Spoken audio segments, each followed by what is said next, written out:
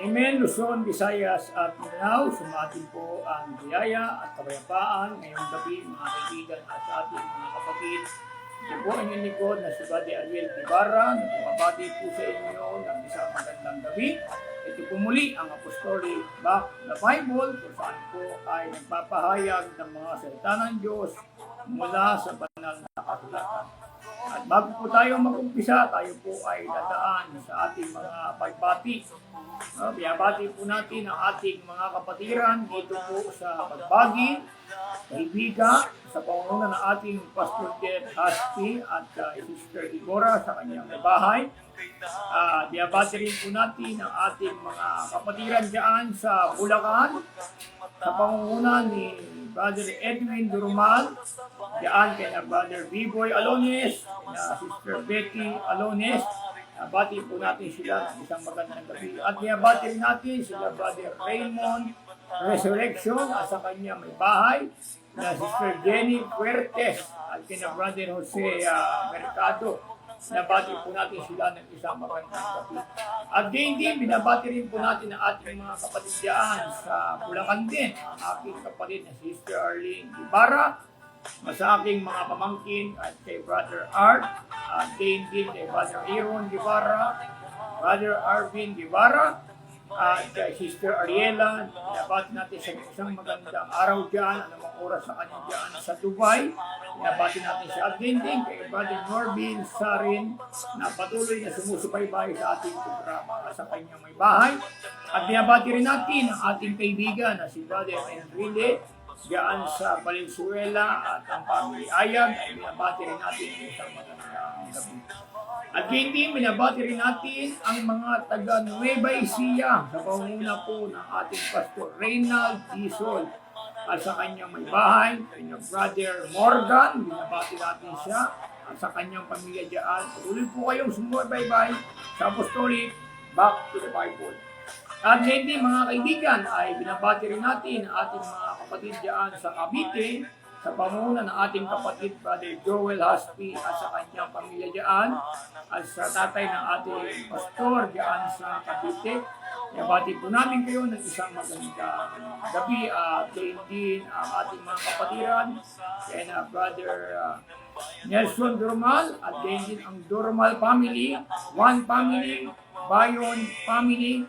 Binabati po natin sila ng isang magandang gabi mga kaibigan. At pagpalain po tayo ng Panginoong Kristo mga kaibigan at patuloy po tayo sumubaybay sa Apostolic Back to the Bible. Pagpalain po tayo lahat ng ating Panginoong Kristo.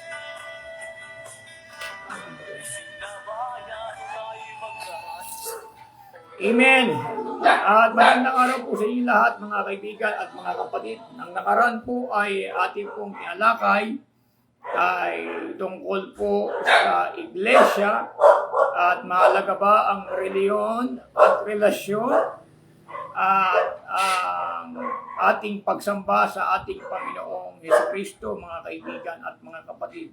At kung meron po tayong mga tanong mga kaibigan ay pwede po tayong mag-comment dyan sa ating Apostolic Back to the Bible. At binabati natin lahat ng ating mga viewers na patuloy na sumusubaybay sa Apostolic Back to the Bible. Ang ating pong topiko mga kaibigan at mga kapatid ay tungkol po sa tunay na iglesia. Alam natin mga kaibigan na napakarami na pong iglesia na naitayo mga kaibigan. Sa panahon po natin, iba't ibang iglesia na po nakikita po natin sa ating panahon. At halos mahigit 2,000 po ang nakarehistro sa Pilipinas, mga kaibigan at mga kapatid. Dahil sa sobrang dami, mga kaibigan, ng sekta o mga iglesia na lumipana sa sanglibutang ito, mga kaibigan, ang tao po ngayon ay nalilito kung ano po ba ang tunay na iglesia, mga kaibigan at mga kapatid. At wala pong nagsasabing na mga samahan na hindi po sila totoo, mga kaibigan, no? At mga kapatid. Hindi nila sasabihin na hindi sila ang tunay na iglesia at hindi sila magsasabi na hindi sila totoo, mga kaibigan at mga kapatid. Ngayon po, ang topic po natin ay tungkol po sa tunay na iglesia, mga kaibigan at mga kapatid. Napakahalaga po na ating pag-usapan yung tunay na iglesia sapagkat napakarami na pong iglesia ang lumitaw sa panahon na ito, mga kaibigan at mga kapatid. At ang mga tao po ay nalilito na kung saan po sila aanib sa iglesia, mga kaibigan at mga kapatid. Ngayon po ay alamin po natin, mga kaibigan, kung ano po ba ang tunay na iglesia na itinayo ng ating Panginoong Kristo. Bagamat hindi po natin kasama ang ating Pastor Jeff, tayo lamang po mag-isa ay susubukan po natin talakayin ang tungkol po sa tunay na iglesia. Napakahalaga po, mga kaibigan. At bago po tayo mag-umpisa, ay babasa po tayo ng isang talata ng banal na kasulatan. At ito po ay madalas din po nilang gamitin, mga kaibigan at mga kapatid. Dito po sa Mateo 16, at ang bersikulo po ay 18. Ito po ang pinapahayag ng banal na kasulatan. Sabi po rito ay ganito. At sinasabi ko naman sa iyo na ikaw ay Pedro, at sa ibabaw ng batong ito ay itatayo ko ang aking iglesia, at ang mga pintuan ng Hades ay hindi magsisipanaig laban sa kanya. Pinapahayag po, mga kaibigan, ng ating Panginoong Jesucristo na ang sabi niya po kay Pedro, sa ibabaw ng batong ito ay itatayo ko ang aking iglesia. Kung titignan po natin sa English, mga kaibigan. And I say also unto thee that thou art Peter, and upon this rock I will build my church, in the gates of hell shall not prevail against it. So maliwanag po yan, mga kaibigan, na ang magtatayo po ng iglesia ay walang iba kundi ang ating Panginoong Jesucristo, mga kaibigan at mga kapatid. Tayo po bilang tao, mga kaibigan, ay wala po tayong karapatan na magtayo ng iglesia. Kasi meron na pong itinayo ang ating Panginoong Jesucristo. Pag tayo po ba ay magtatayo ng iglesia, mga kaibigan at mga kapatid, ano ang pahayag, mga kaibigan, ng banal na kasulatan kung tayo po ay magtatayo ng iglesia, mga kaibigan? Pakinggan po natin sa aklat ng Gawa 4 at ang bersikulo po ay 11. Pakinggan po natin, mga kaibigan at mga kapatid. Sabi po rito ay ganito. Siya ang bato na itinakwil ninyong mga nagtayo ng bahay na naging pangulo sa panulok. Maliwanag po ang payag po ng banal na kasulatan na pag tayo po ay nagtayo ng bahay, no? Binaliwala po natin yung bahay na itinayo ng ating Panginoong Jesucristo, walang iba kundi ang iglesia. Anong katunayan na yung iglesia po ay tinatawag po yan na bahay, mga kaibigan? Sa 3:15 ng unang Timoteo, pakinggan po natin, mga kaibigan, ang pahayag po ng banal na kasulatan. Ito po ang sabi sa 3:15, sabi rito, ngunit kung ako'y magluwat ng mahabang panahon, at upang maalaman mo kung paano ang dapat sa mga tao na ugaliin nila sa bahay ng Diyos na siyang iglesia ng Diyos na buhay at haligi at suhay ng katotohanan. Maliwanag po, mga kaibigan, na yung iglesia po ay tinatawag po na bahay ng Diyos. Kaya nga po, mga kaibigan, kung tayo po ay magtatayo ng iglesia o kaya tayo po ay magtatayo ng bahay, itinakwil po natin yung bahay na itinayo ng ating Panginoong Kristo o yung iglesia na kanyang itinayo. Wala po tayong karapatan na magtayo ng iglesia sapagkat ang Panginoong Kristo ay nagtayo na po ng iglesia, mga kaibigan at mga kapatid. Ngayon po, kailan po ba na itatag yung iglesia, mga kaibigan at mga kapatid? Ayon po, mga kaibigan, sa mga scholar, ang kanila pong pinapahayag na ang iglesia po ay itinayo ng Panginoong Kristo mga 32 and a half AD pagkatapos po ng kamatayan ng ating Panginoong Jesucristo. Ito po inatag ng 33 and a half AD, ayon po mga kaibigan sa mga scholar. At ito po ay itinayo o itinatag ng ating Panginoong Jesucristo. Ito po ay tinayo sa Jerusalem, mga kaibigan at mga kapatid. Nang una pa lang mga kaibigan, yung tabernakulo o yung bahay ng Diyos, ito po ay itinayo sa Jerusalem, mga kaibigan at mga kapatid.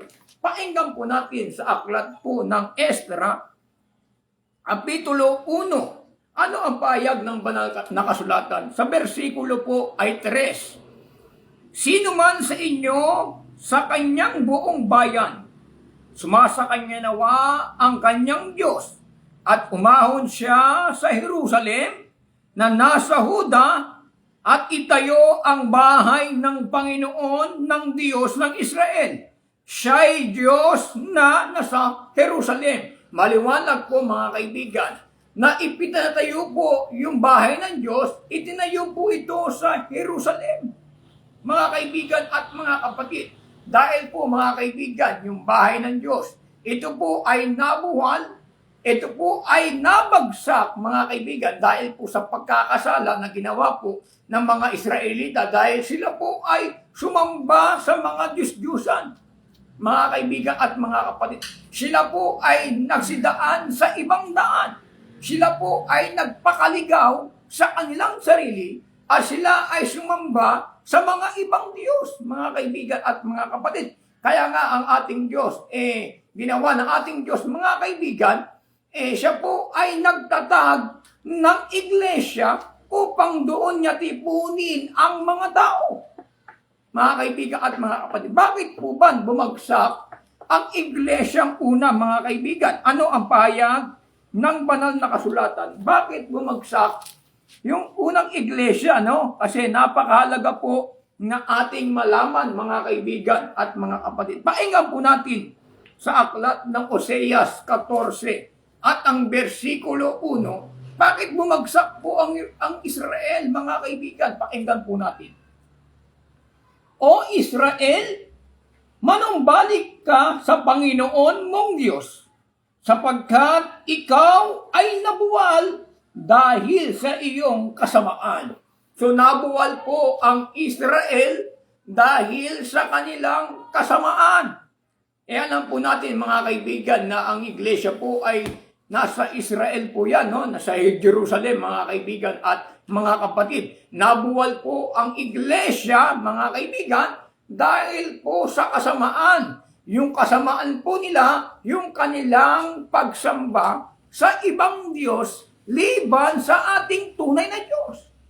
Diyan po ang pagkakasala nila, mga kaibigan at mga kapatid. Ngayon po, mga kaibigan, bakit nagkatag ang ating Panginoong Jesucristo? Bakit niya itinayo ang unang iglesia? Kasi mga kaibigan, noon pa lang meron ng iglesia. Kaso nga lang mga kaibigan, ang tawag noon sa iglesia ay tinatawag po itong iglesia sa ilang.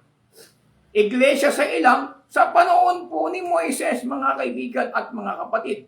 Bagamat wala pa pong katawagang iglesia ng Old Testament, ngunit ipinapahayag po, mga kaibigan, sa aklat po ng gawa, ang tabernakulo, mga kaibigan, ay tinutukoy po na ito po ay iglesia sa panahon po natin, mga kaibigan. Kaya po ito ay tinatawag na iglesia sa ilang, mga kaibigan at mga kapatid. Ngayon po, ano po ba ang nangyari doon sa tabernakulo na itinayo ni David, mga kaibigan? Ano po ba ang nangyari? Pakinggan po natin sa aklat po, mga kaibigan, ng Amos 9 at ang bersikulo po ay 11. Pakinggan po natin.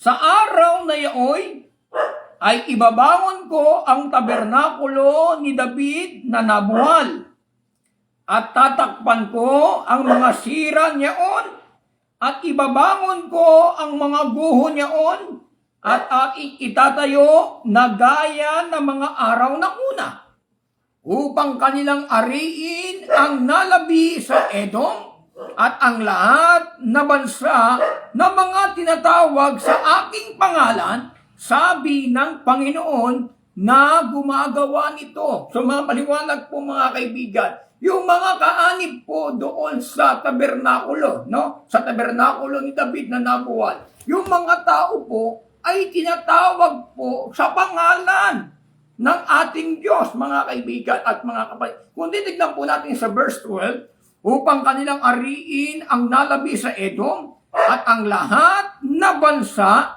na mga tinatawag sa aking pangalan. Sabi ng Panginoon na gumagawa nito, mga kaibigan at mga kapatid. So ito po ay isang propesiya na pahayag po ng Panginoon na pagdating ng araw, ikanyang itatayo ang tabernakulo ni David na nabuwal upang tipunin ang mga tao na tinatawag sa kanyang pangalan. Ito po ba mga kaibigan ay natupad mga kaibigan at mga kapatid sa panahon po ng ating Panginoong Kristo? Pakinggan po natin ang aklat po ng Gawa 15 at ang bersikulo po ay 14. Tingnan po natin kung yung sa Amos 9:11 hanggang 12 ay natupad sa panahon ng mga apostol. Pakinggan po natin sa 15:14 ng aklat ng Gawa. Ito po ang pahayag ng Biblia. Isinaysay na ni Simeon kung paanong dinalaw na ng una ng Diyos ang mga intil upang kumuha sa kanila ng isang bayan sa kanyang pangalan. Tuloy po natin. At dito'y sasang-ayon ang mga salita ng mga propeta gaya ng nasusulat. Pagkatapos ng mga bagay na ito, ako'y babalik at muli kong itatayo ang tabernakulo ni David na nabagsak. At muli kong itatayo ang nangasira sa kanya at ito'y aking itatayo. Tuloy po natin. Upang hanapin ng nalabi sa mga tao ang Panginoon at ng lahat ng mga intil na tinatawag sa aking pangalan. Maliwanag po mga kaibigan, ang pahayag po ni Simeon ng unang panahon mga kaibigan, dinalaw po ng Diyos ang mga hintil ng una. Kaya yung mga hintil po na tinatawag sa kanyang pangalan, ito po mga kaibigan ay titipunin ng Diyos upang mailagay niya po sa iglesia, mga kaibigan at mga kapatid. Dahil po ng una, wala pong Diyos sa sanlibutan, mga kaibigan at mga kapatid. Kundi ang Diyos lamang, mga kaibigan, ay tanging nasa Israel lang ang Diyos, mga kaibigan at mga kapatid. Maliwanag po ang pahayag ng banal na kasulatan na ang Diyos, mga kaibigan, yun po ay nasa Israel lang. Wala pong Diyos sa sanlibutan, mga kaibigan at mga kapatid. Pinapahayag po yan, mga kaibigan, sa banal na kasulatan sa 2 Hari 5. Pakinggan po natin, mga kaibigan. Ano ang pahayag ng banal na kasulatan tungkol po sa mga bagay na ito? Pakinggan po natin sa aklat ng 2 Hari 5 at ang bersikulo po mga kaibigan ay ito po ang sabi, no? Tingnan natin, medyo naligaw tayo. 2 King 5 verse 5. Okay, ano ang pahayag ng Biblia? Ay ganito. At sinabi ng hari, so parang iba ata ito, no? Sa 1 King. Tingnan po natin mga kaibigan at mga kapatid dahil medyo ang ating mata ay lumalabo na ata, no? Kaya maliwanag po ang pahayag ng banal na kasulatan na ang Israel, meron lamang Diyos sa Israel, mga kaibigan at mga kapatid. Kasi sa sanlibutan ay wala pong Diyos sa sanlibutan. Ang Diyos lamang po, mga kaibigan, ay nasa Israel, mga kaibigan at mga kapatid. Ngayon po, titignan po natin sa aklat ng Efeso. Ano ang pahayag ng banal na kasulatan? Sa 2 at ang bersikulo po mga kaibigan ay 12. Sabi rito ay ganito. Na kayo ng panahong yaon ay mga hiwalay kay Kristo na mga di kabilang sa bansa ng Israel at mga taga-ibang lupa tungkol sa mga tipan ng pangako na walang pag-asa, walang Diyos sa sanlibutan. Sa araw po mga kaibigan, pinahayag po ni Apostol Pablo na wala pong Diyos sa sanlibutan. Ang tanging Diyos po mga kaibigan at mga kapatid, siya po ay nasa Israel lang po na merong Diyos mga kaibigan at mga kapatid. Kaya nga ang payag ng ating Panginoong Kristo, kaya niya po itinatag ang iglesia upang ang mga hintil, mga Hudyo at Griego, sila po ay magsama-sama sa isang katawan. Kasi po mga kaibigan, yung iglesia, ito po ay isang katawan. At sa isang katawan na ito mga kaibigan, ito po ay binubuo ng Hudyo, Griego, at hintil, alipin, malaya, mga kaibigan at mga kapatid. Kaya itinatag po ng ating Panginoong Jesucristo upang tipunin niya yung mga tao na tinatawag sa kanyang pangalan, mga kaibigan at mga kapatid. Pakinggan po natin, mga kaibigan. Ang aklat po ng Efeso, balikan po natin sa Efeso 2 at ang bersikulo po ay 12. Na kayo ng panahon yaon ay mga hiwalay kay Kristo na mga di kabilang sa mga bansa ng Israel at mga taga-ibang lupa tungkol sa mga tipan ng pangako na walang pag-asa at walang Diyos sa sanlibutan. Datapwat ngayon kay Kristo Jesus, kayo noong panahon ay nalalayo ay inilapid sa dugo ni Kristo. Dati pala mga kaibigan, walang pag-asa sa sanlibutan. Wala pong Diyos sa sanlibutan. Ngunit tayo po ay inilapit ni Kristo sa pamamagitan ng kanyang dugo. Tuloy po natin mga kaibigan. Sapagkat siya ang ating kapayapaan, walang iba kundi si Kristo, na kanyang pinag-isa ang dalawa at giniba ang pader na nasa gitna ng paghihiwalay. Meron po mga kaibigan na paghihiwalay. Kasi ang kinikilala lang po mga kaibigan ng Diyos na kanyang bayan ay walang iba kundi ang Israel lamang. Ang kinikilala niyang bayan mga kaibigan at mga kapatid. Yung mga hintil, mga kaibigan, ay hindi niya po ito kinikilala ng una. Kaya nga po, yung pag-iiwalay na pader na nakaharang, ito po ay iginiba ng ating Panginoong Jesucristo upang ang mga hintil ay maging kabahagi ng katawan o maging kabahagi ng iglesia, mga kaibigan at mga kapatid. Tuloy po natin ang ganito. Sa 14, sapagkat siya ang ating kapayapaan na kanyang pinag-isa ang dalawa. Pinag-isa niya na po ang Israel at ang mga hintil. Saan pinag-isa ang mga Hudyo at ang mga hintil, mga kaibigan at mga kapatid, o yung mga Israel at yung mga hintil? Saan sila pinagkaisa? Tuloy po natin, mga kaibigan. At giniba ang pader na nasa gitna ng pag-iwalay sa 15 na inalis ang pagkakaalit sa pamamagitan ng kanyang laman. Kahit kautusan na may mga batas at mga palatuntunan upang sa dalawa ay lalangin sa kanyang sarili ng isang taong bago, sa ganito'y ginawa ang kapayapaan. At upang papagkasunduin silang dalawa sa isang katawan sa Diyos sa pamamagitan ng krus. Yung mga Hudyo, yung mga hintil, no, mga kaibigan, sila po ay napag-isa dahil po sa krus na pinako po ang Panginoong Kristo, mga kaibigan at mga kapatid. Ang mga hintil po, sila po ay nakabahagi doon sa isang katawan. Ano po ba yung isang katawan na yung mga hintil ay nakabahagi rito, mga kaibigan at mga kapatid? Paenggan po natin sa aklat ng Kolosas 1 at ang bersikulo po ay 18. Ano po ba yung isang katawan? Sabi po rito ganito. At siya ang ulo ng katawan sa makatuwid bagay ng iglesia. Yung isang katawan pala, mga kaibigan, walang iba kundi ang iglesia, mga kaibigan at mga kapatid. Ang mga hintil, sila po ay naging bahagi o sila ay naging sangkap ng katawan sa pamamagitan ng Ebanghelyo ng Panginoong Kristo at sa pamamagitan din ng dugo ng ating Panginoong Kristo. Tayo po mga kaibigan ay makakasangkap sa katawan dahil sa Ebanghelyo, mga kaibigan, ng ating Panginoong Kristo.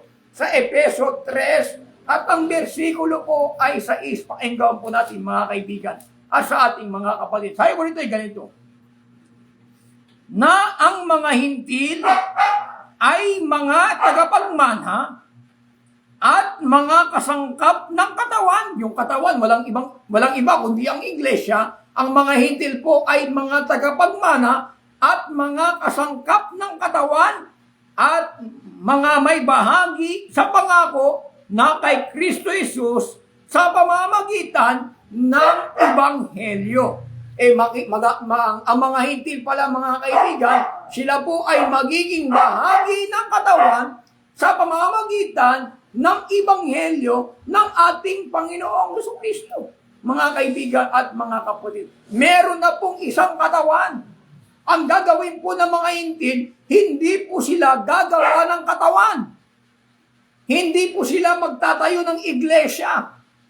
Kundi yung mga hintil, hindi sila magtatayo ng iglesia. Sila po ay sasangkap sa katawan.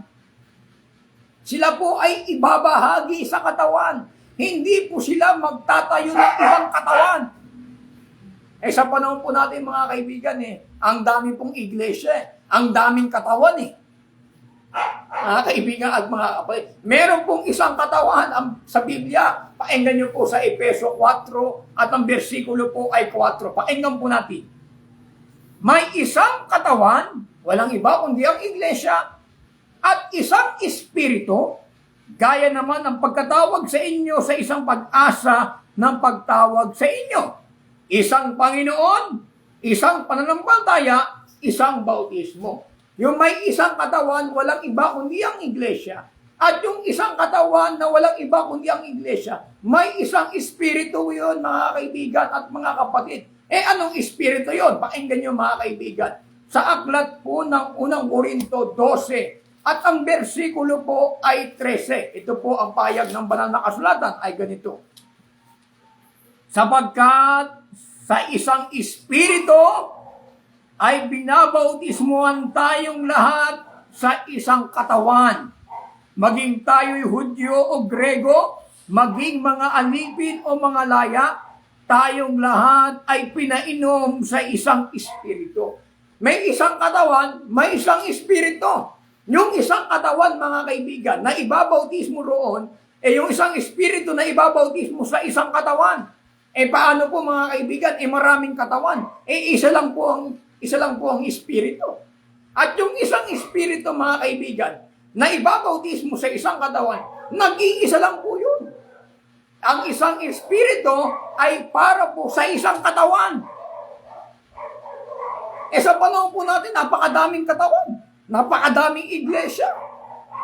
Iisa lang po ang iglesia na itinayo ng ating Panginoong Kristo. Hindi po tayo magtatayo ng iglesia, kundi aanib po tayo sa iglesyang itinayo ng ating Panginoong Kristo. Sasamahan po natin yung mga apostol. Paano po tayo makakaanib sa tunay na iglesia? Pakinggan niyo po sa unang Juan 1, kapitulo 1 at ang bersikulo po ay 3. Pakinggan po natin mga kaibigan at mga kapatid. Anong pahayag ng banal na kasulatan? Yaong aming nakita at narinig, sabi po ng mga apostol, yaong aming nakita at narinig ay siya naming ibinabalita sa inyo upang kayo naman ay magkaroon ng pakikisama sa amin. Ang unang miyembro po ng iglesia ay walang iba kundi ang mga apostol. Tayo po ay makikisama po sa kanila. Tayo po ay makikipellowship po tayo sa mga apostol. Sapagkat sila ang unang miyembro ng iglesia, hindi po tayo magtatayo ng sariling iglesia.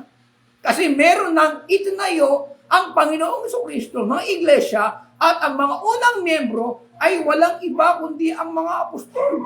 Sasamahan po natin ang mga apostol. Pagka sinamahan natin ang mga apostol, alam po mangyayari? Tuloy po natin. Upang kayo naman ay magkaroon ng pakikisama sa amin.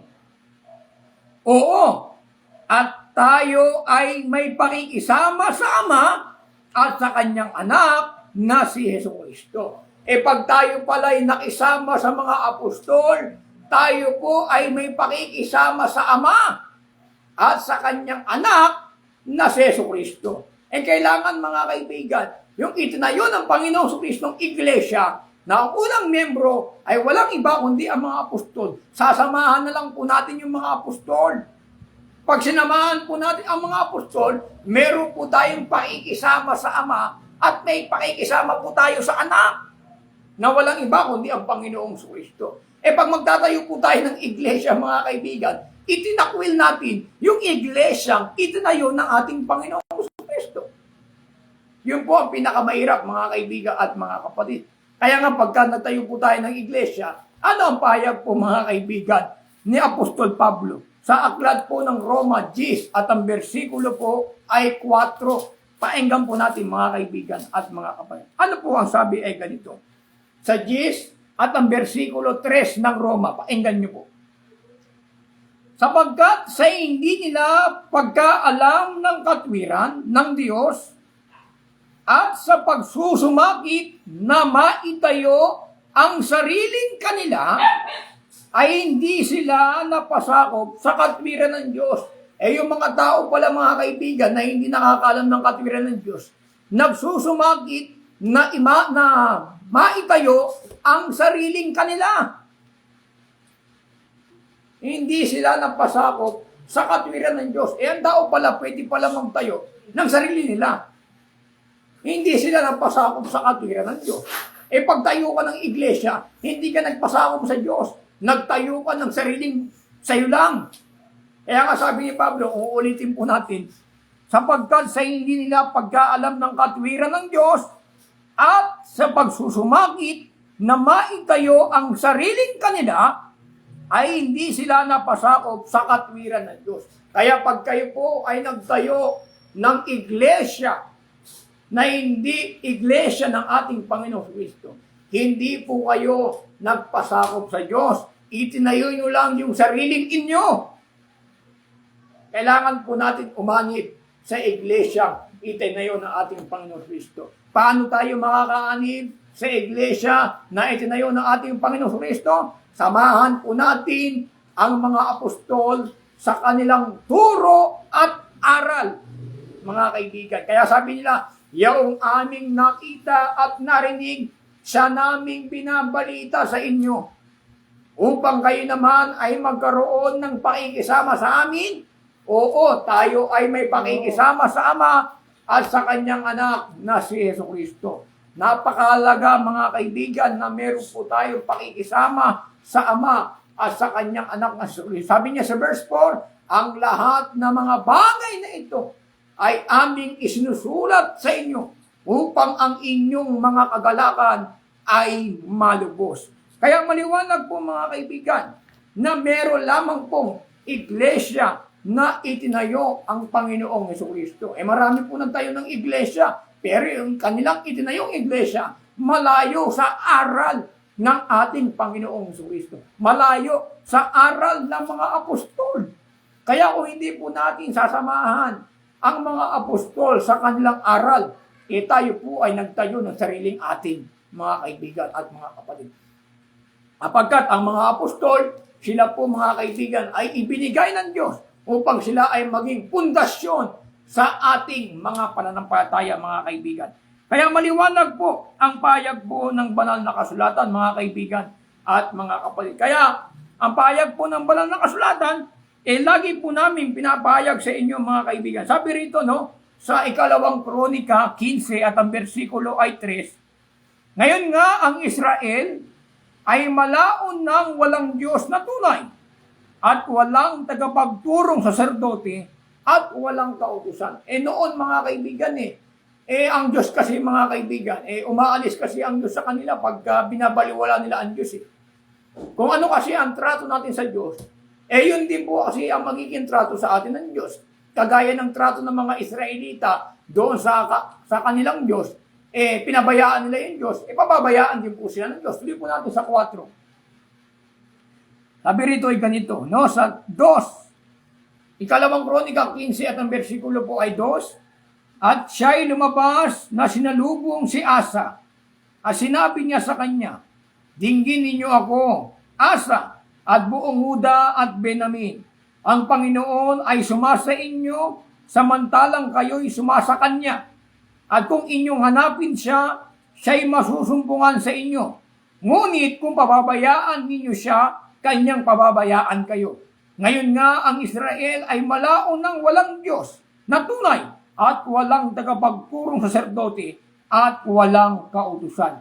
Ngunit ng kanilang kapanglawan ay nagsibalik sila sa Panginoong Diyos ng Israel at hinanap siya at sila'y masumpungan nila.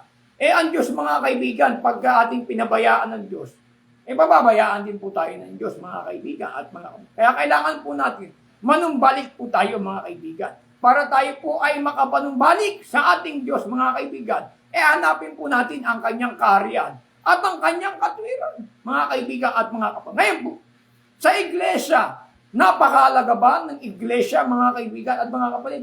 Napakahalaga po na tayo po ay maging kaanib ng tunay na iglesia mga kaibigan. Ang tunay na iglesia, ito po ay nag-iisa lang mga kaibigan. Ito po yung iglesyang itinayo ng ating Panginoong Jesucristo. Kung nag-iisa lang po ang iglesia mga kaibigan, bakit ang ating Apostol Pablo ay may tinatawag na iglesia sa Corinto, iglesia sa Thessalonica, iglesia sa Efeso, iglesia sa Galacia? Sabi niyo, Brother Ariel, isa lang ang iglesia na itinayo doon sa Jerusalem ng ating Panginoong Jesucristo. Ang tinayo po ni Pablo, mga kaibigan, hindi po yung iglesia ang itinayo ng Panginoong Jesucristo, kundi ang kanyang itinayo, yung mga local church, mga kaibigan. At yung local church na itinayo ni Pablo, hindi po sila nagtayo ng sariling aral.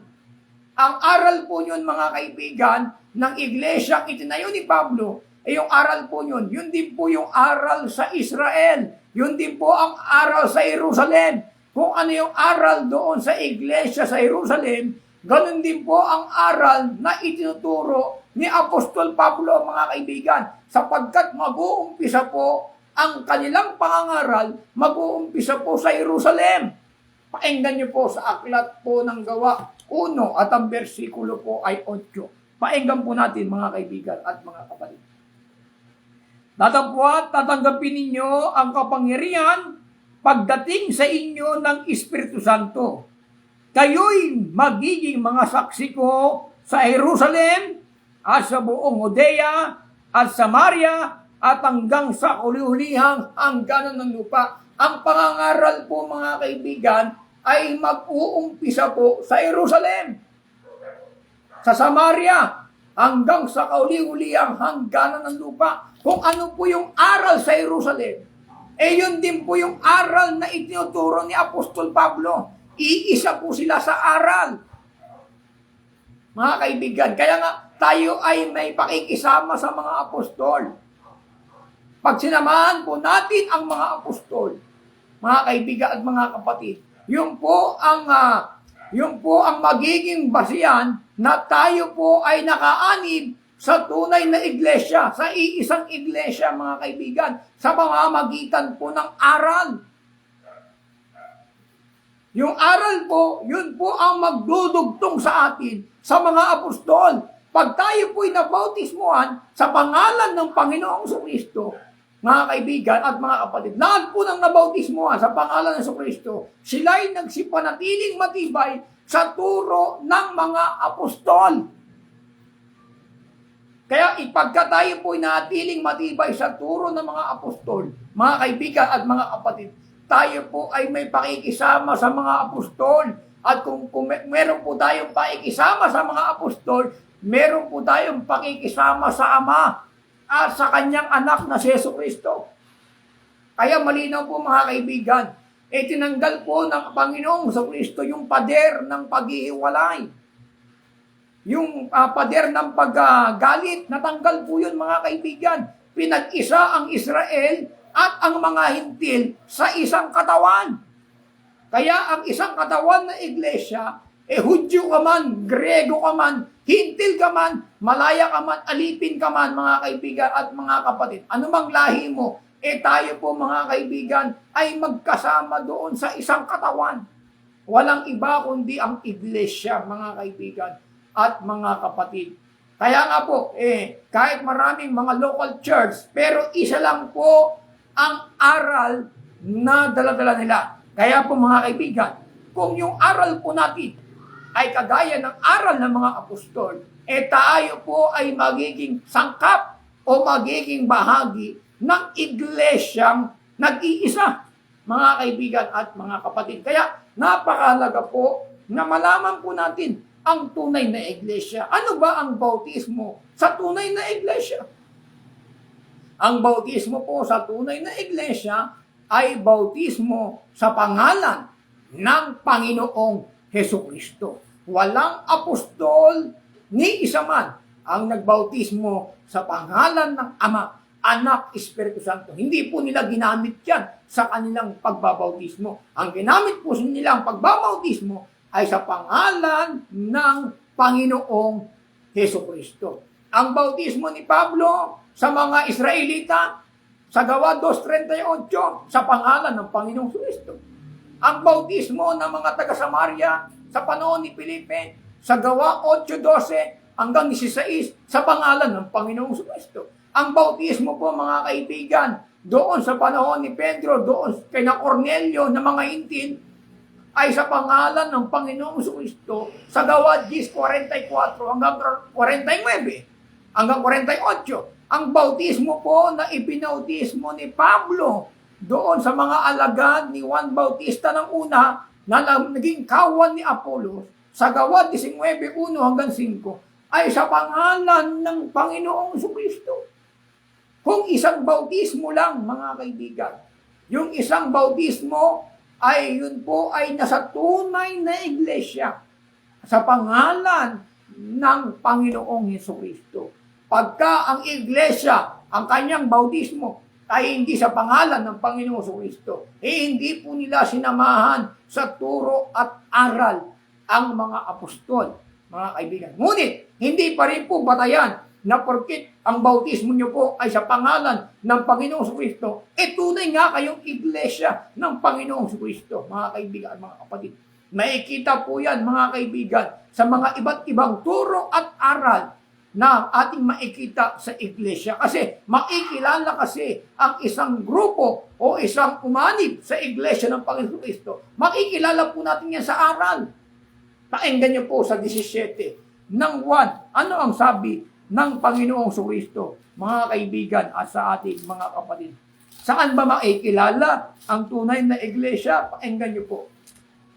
Sa 17 ng 1. Kung ang sinumang tao ay nag-iibig gumawa ng kanyang kalooban, ay makikilala niya ang turo kung ito'y sa Diyos o kung ako'y nagsasalita na mula sa aking sarili. Kung gusto po natin gumawa ng kalooban ng Diyos, makikilala po natin ang turo. Diyan po magkakatalo-talo ang bawat iglesia sa turo, sa aral. Pagka ang aral po nila, hindi aral ng mga apostol, mga kaibigan at mga kapatid, hindi po yan tunay na iglesia. Kaya nga, ang warning ni Apostol Pablo sa Galatia 1:6 hanggang 8, ano ang warning ng ating Apostol Pablo? Paenggan po natin, mga kaibigan at mga kapatid. Ako'y namamangha na kay dali ninyong nagsilipat sa ibang ebanghelyo buwat sa tumawag sa inyo sa biyaya ni Kristo, na ito'y hindi ebanghelyo, kundi may ilan na sa inyo'y nagsisiligalig na nag-iibig na pasamain ang ebanghelyo ni Kristo. Datapwat kahimat kami o isang anghel na mula sa langit ang mangaral sa inyo ng anumang ebanghelyo na iba sa aming ipinangaral sa inyo ay matakwil. ayon sa aming sinabi ng una, ay muling gayon ang aking sinasabi ngayon. Inuulit ni Pablo yung kanyang pagpapaalala sa mga taga-Galasya. Anong pagpapaalala niya? Tuloy po natin. Kung ang sinumang ay mangaral sa inyo ng anumang ebanghelyo na iba kaysa sa inyong tinanggap, ay itakwil. Sa English po ay sumpain, mga kaibigan at mga kapatid. Kaya may warning na po ang ating apostol na si Pablo. Pagkaiba ang aral, hindi po aral na dala-dala ng mga apostol. Hindi po yan tunay na iglesia, mga kaibigan. Maraming iglesia ngayon, ang kanilang bautismo ay hindi sa pangalan ng Panginoong Jesucristo. Tatang muna tayo sa ating mga pagbati. Binabati po natin si Sister Rosemary Bayon at kina Sister Jeneline Fuertes at gayon din kay Brother Raymond Resurrection at kay Brother Luis diyan na nakikinig diyan sa kanyang trabaho sa Muntinlupa. Magpalain po tayo ng ating Panginoong Kristo, mga kaibigan at mga kapatid. Nawa po, inasubaybayan niyo po mula aganina, napakalaga po ng ating topic, mga kaibigan, tungkol po sa iglesia. Maikilala po natin ang tunay na iglesia sa aral na kanyang dala, mga kaibigan at mga kapatid. Kaya kailangan yung aral na ito, yung ebanghelyo na ito, kailangan po ito po ating ingatan. Ayon po sa payag ng ating Apostol Pablo sa unang Korinto 15:1, ano ang sabi niya? Ngayoy, ipinatatalastas ko sa inyo, mga kapatid, ang ebanghelyo na sa inyo'y aking ipinangaral, na inyo namang tinanggap, na siya naman ninyong pinanatilihan. Sa pamamagitan naman ito, iligtas kayo, kung matyagan ninyong iingatan ang salitang ipinangaral ko sa inyo. Maliban na kung kayo'y nagsisampaltayang walang kabuluhan. Kailangan po, mga kaibigan, ang ating pananampalataya ay maging may kabuluhan, mga kaibigan at mga kapatid. Mahal po tayo ng Diyos. Kailangan po natin na tayo po ay makaanib sa iglesia ng ating Panginoong Kristo, mga kaibigan. Mahalaga po ang iglesia. Hindi na po itatayo ng Diyos ang iglesia kung hindi po ito mahalaga. At kung hindi po kayo aanib sa iglesia na itinayo ng ating Panginoong Kristo, mga kaibigan, at sa ating mga kapatid, ay hindi po tayo kasama doon sa mga itinubos.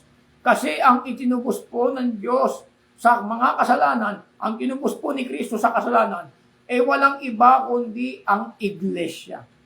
Sa Gawa 20:28, mga kaibigan, para ikaw po ay bahagi sa pagtubos, mga kaibigan, sa ating mga kasalanan, kailangan po natin maanib po tayo sa iglesia. Painggan po natin sa Gawa 20:28. Ano po ang payag ng banal na kasulatan? Painggan po natin ay ganito.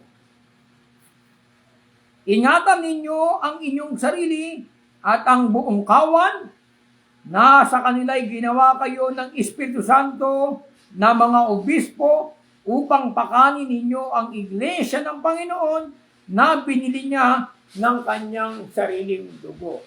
Yung iglesia ng Panginoon, binili niya ng kanyang sariling dugo. Kung ikaw po ay hindi kaanib o hindi ka bahagi ng iglesia, hindi ka po kasama doon sa matutubos. Sapagkat ang itinubos po ng Panginoon ay walang iba kundi ang iglesia. Kaya kailangan po natin maging bahagi po tayo ng iglesia. Maging bahagi po tayo ng katawan. Dahil pagka ikaw po ay hiwalay kay Kristo, sabi ni Kristo, wala kayong magagawa. Tayo po ay part ng iglesia. Bahagi po tayo ng iglesia ng Panginoong Kristo. Sabi ng mga tao, hindi ko na kailangan umanib sa iglesia. Kahit sa bahay lang ako, okay na. Wala rin palang sayo-sayong itinayo ni Kristo na iglesia. Hindi pala kailangan bakit itatayo pa ni Kristo yung iglesia? At unang-una, namatay si Kristo dahil sa iglesia.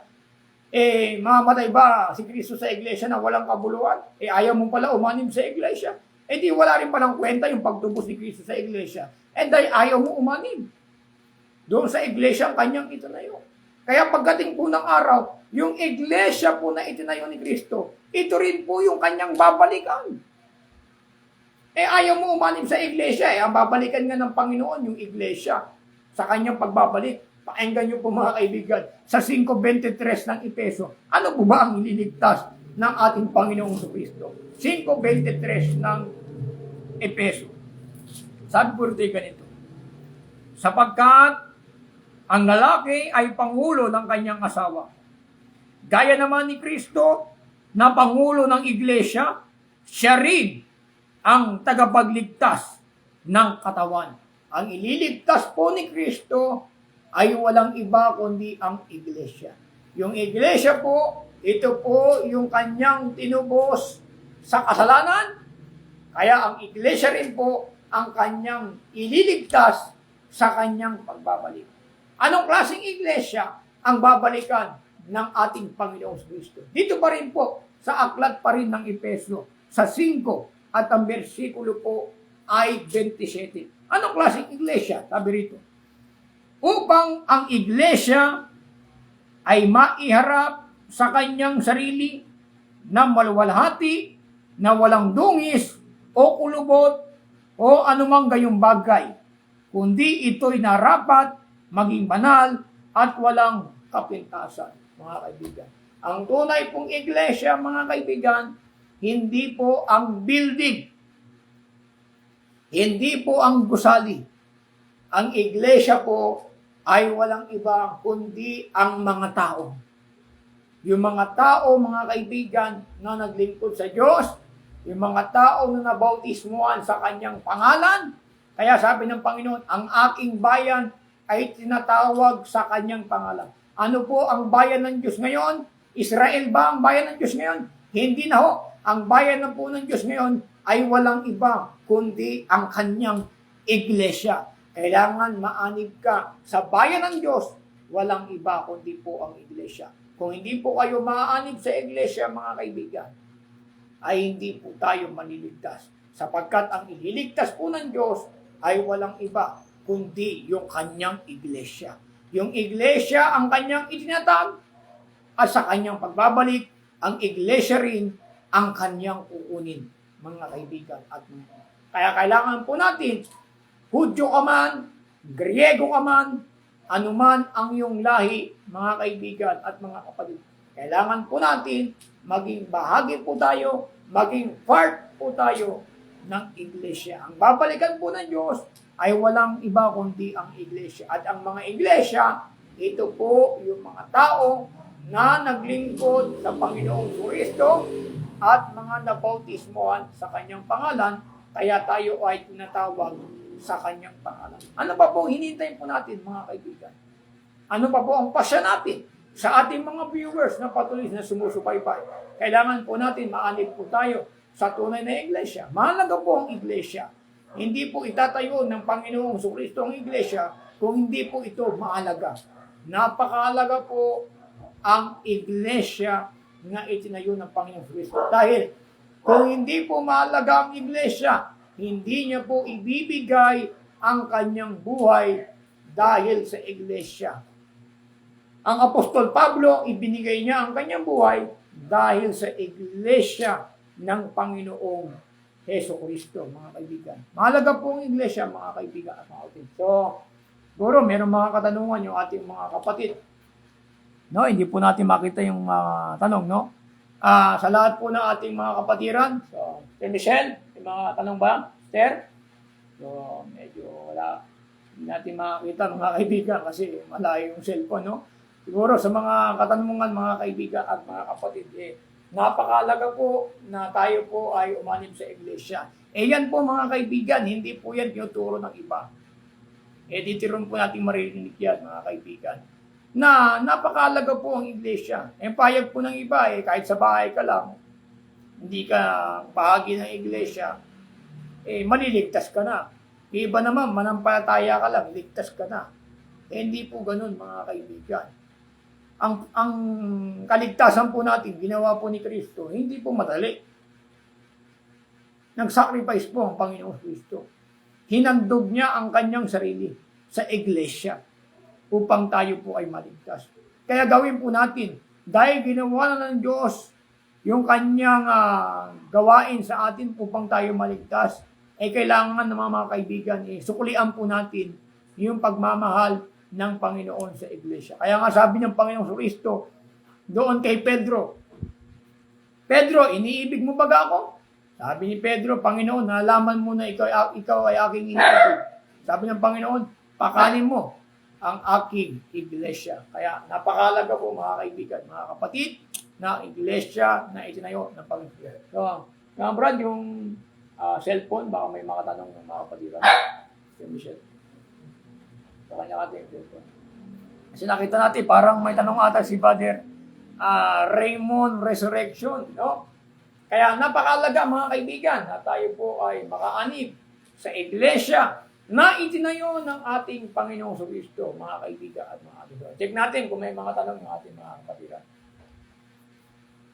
Okay.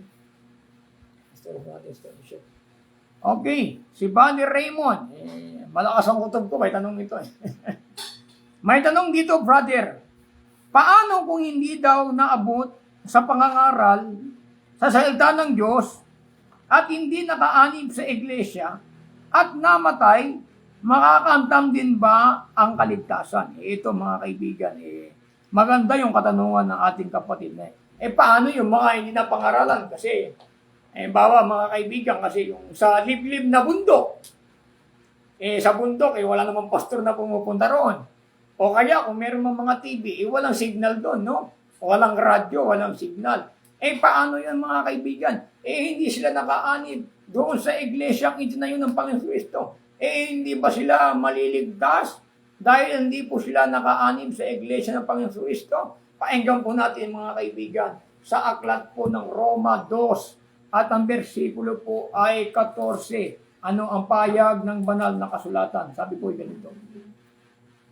Sapagkat kung ang mga hintil na walang kautusan sa katutubo ay nagsisigawa ng mga bagay ng kautusan, ang mga ito na walang kautusan ay siyang kautusan sa kanyang sarili, na nagtatanyag ng gawa ng kautusang nasusulat sa kanilang puso, na pinatotohanan ito pati ng kanilang buti at ang kanilang mga pag-iisip ay nangagsusumbungan at nagdadahilanan sa isa't isa, mga kaibigan.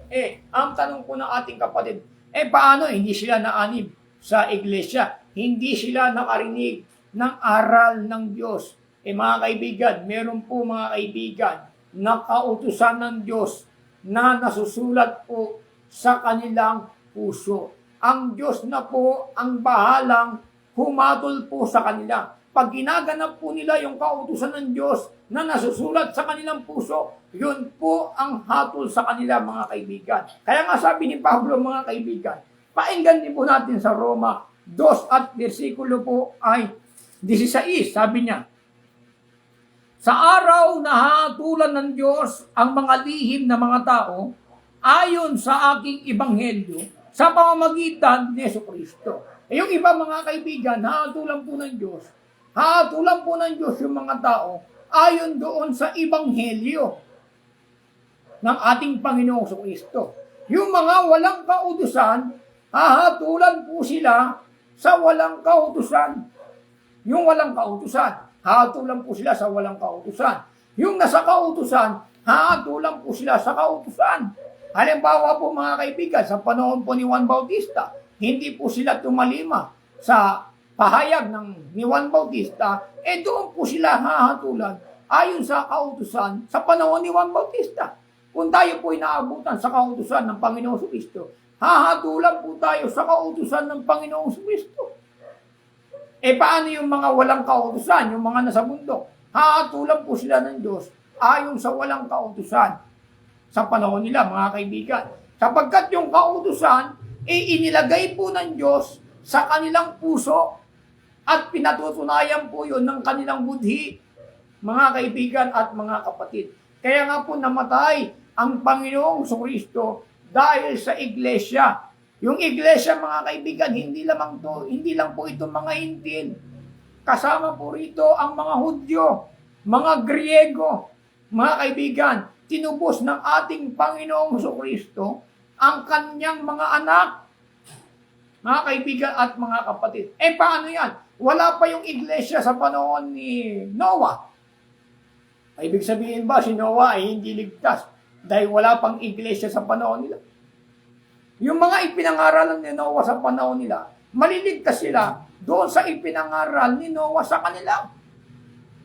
Kung sila ay sasampalataya sa ipinapangaral ni Noah na galing sa Diyos. Haatulan sila batay sa ipinangaral ni Noah sa kanila. Mga kaibigan at mga kapatid. Yung ipinangaral naman ni Apostol Pablo sa atin, hahatulan tayo ayon sa ebanghelyo ni Pablo. Kaya nga sabi niya sa Roma 2:16, sa araw na hahatulan ng Diyos ang mga lihim na mga tao, ayon sa aking ebanghelyo. Meron palang ebanghelyo si Kristo. Saan si Pablo? Saan galing yung ebanghelyo ni Pablo? Sa pamamagitan ni Jesucristo. Yung ebanghelyo pala ni Pablo, sa pamamagitan pala yon ng Panginoong Jesucristo. Wala pang kautusan. Wala pa si Pablo. Wala pa si Kristo. Mga kaibigan, mga kapatid, nandun ka sa panahon ni Moises. Di tumalima ka roon sa kung anong kautusan ang umiiral sa panahon ni Moises. Sundin mo yun. Mga kaibigan at mga kapatid. No, kung ano yung kautusan na umiiral sa panahon ni Abraham, gaganapin mo yun. Kung ano yung kautusan sa panahon ni Noah, gaganapin mo yun. Pag hindi mo ginanap yun, mga kaibigan, hahatulang ka, batay dun sa kautusan na umiiral sa panahon nila. Ang umiiral po natin, sa panahon po natin, mga kaibigan, ang umiiral, kautusan po ni Kristo. Kaya pag hindi po tayo tumalima sa kautusan ni Kristo, yung kautusan na umiiral sa panahon natin, ito po yung ihahatol sa atin, mga kaibigan. Paano yung mga nasa bundok na hindi na pangaralan ng salita ng Diyos? Meron po silang kautusan sa kanilang puso na inilagay ng Diyos. Halimbawa, mga kaibigan, yung mga nasa bundok, wala silang kautusan na 10 utos. Pero sa kanilang puso, pagka ginagawa nila yung kautusan, halimbawa sa 10 utos, huwag kang papatay. Nasa bundok sila.